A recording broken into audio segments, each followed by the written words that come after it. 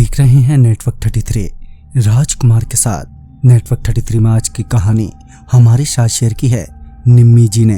तो सबसे पहले निम्मी जी, आपका बहुत बहुत धन्यवाद अपनी कहानी हमारे साथ शेयर करने के लिए।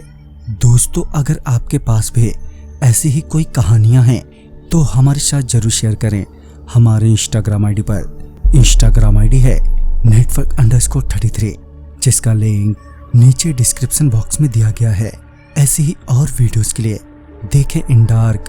तो चलिए बढ़ते हैं आज की कहानी की ओर। आज से 30 साल पहले मेरे नाना जी का अहमदाबाद में कपड़ों का अच्छा कारोबार चल रहा था। एक बार की बात है, उनके कपड़ों की दुकान पर एक औरत कपड़े खरीदने आई।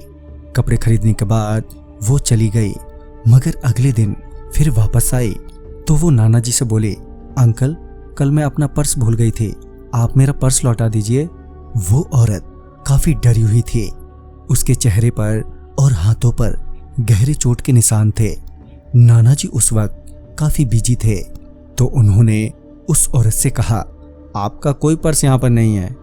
इस पर वो औरत बोली, आप एक बार सही से देखो तो सही, मैं यहीं भूल गई थी। मगर मेरे नाना जी ने उनकी एक ना सुनी और उसे डांटते हुए वहां से भगा दिया। फिर उसके ठीक 2 दिन बाद नाना जी अपने घर के बालकनी में बैठे थे तो उन्हें वही औरत उनके घर के गेट पर नजर आई।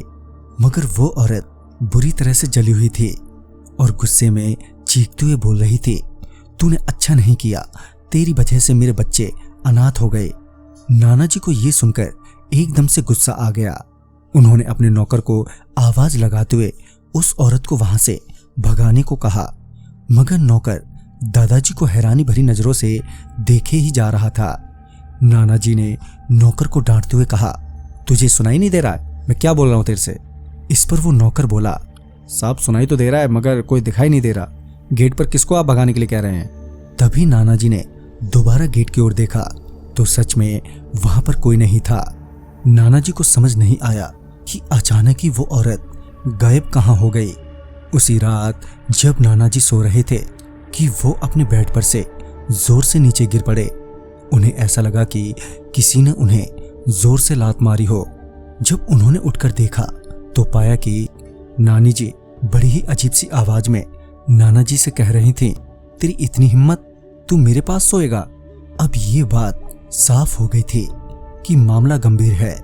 अगले दिन स्थानीय बाबा को बुलाया जो बड़े सिद्ध माने जाते थे, जिन्होंने अपनी शक्ति से पता लगाया कि वो कौन है और नाना जी को ऐसे क्यों तंग कर रही है।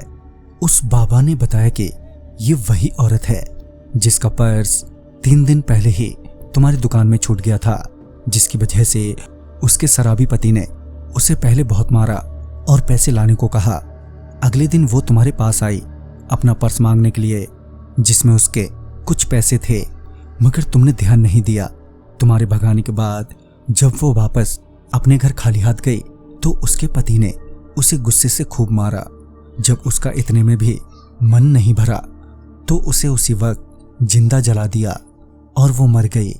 उसका पर्स तुम्हारी दुकान में छूटा था, ये बात सच है। अब वो तुम्हें नहीं छोड़ेगी क्योंकि तुम्हारी वजह से उसने अपने बच्चों को खो दिया, जिन्हें वो बहुत प्यार करती थी। लेकिन उस बाबा ने कुछ उपाय किए ताकि वो किसी तरह से उस औरत की आत्मा से बचे रहें। मगर वो औरत नाना जी को हर रात दिखाई देने लगी और यही बोलती, मैं तुम्हें लेकर ही जाऊंगी, जिस वजह से नाना जी बीमार रहने लगे।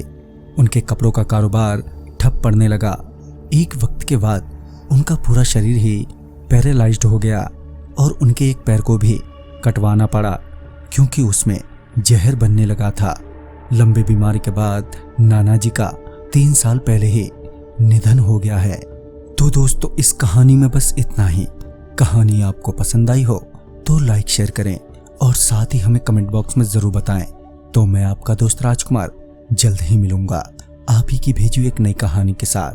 तब तक के लिए बाय एंड टेक केयर।